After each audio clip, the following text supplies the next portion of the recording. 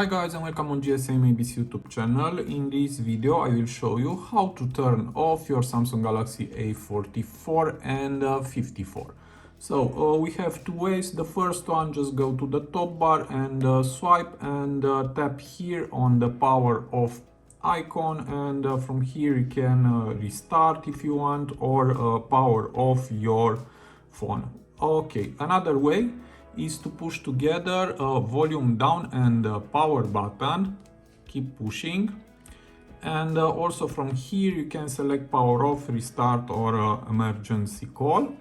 And if you want an easy way to power off your phone, just tap on side key settings, and here we have press on hold. Now it's selected wake up Bixby, and just tap on power off menu, and now when you want to power off your phone, just push it long on this button, and now select power off, tap again, and that's all. So it is very easy. I hope this tutorial to be useful, and see you to the next. Have a nice day.